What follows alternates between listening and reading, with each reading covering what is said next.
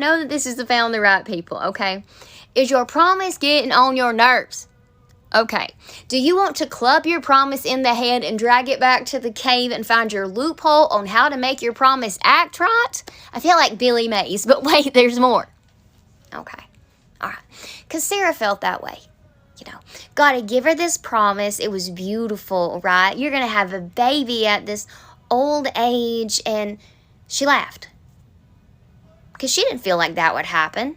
She didn't feel attractive anymore, I'm sure, and she felt like Abraham ain't going to want to do this, and then even if it did happen, it's not going to happen, and if it happens, I'll just laugh because...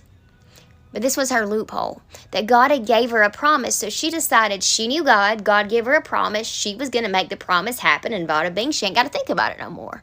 She don't got to have dead hope, she don't got to be bitter, she ain't got to be angry, so what does she do?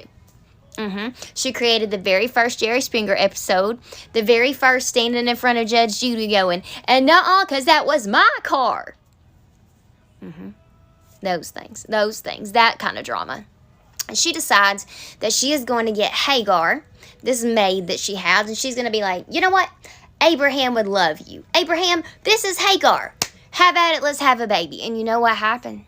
As soon as that happened, everything that would happen if you had been cheated on, everything that would happen if you had been betrayed, and she felt all of it. Why? Because she didn't want to wait on God. She liked the promise, but she didn't want the process of the promise. Because the process is the space where a lot of us are like, you know what, God? Nope, I'm out. God, I would rather club it in the head and drag it back to the cave and be like T.D. Jakes had once said. You know, it was kind of like C.S. Lewis once said, and you want to preach at it, and you want to, like, use your hands, and maybe you're not a preacher, but I do. I want to use my hands, and I want to be like, and listen. You know, and then we got First Thessalonians, and then when it was like this, and it was like that. And I just want it to make sense.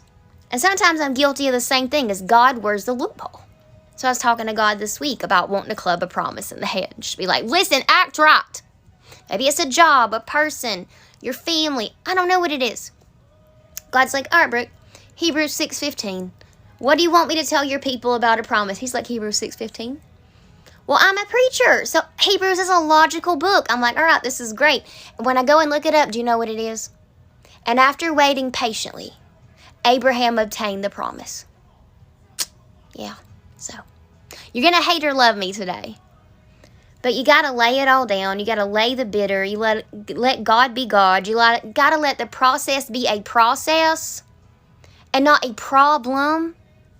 Because if you look at it like a problem, it'll always be a problem. Don't create problems where there are none. Trust God and wait patiently on your promise.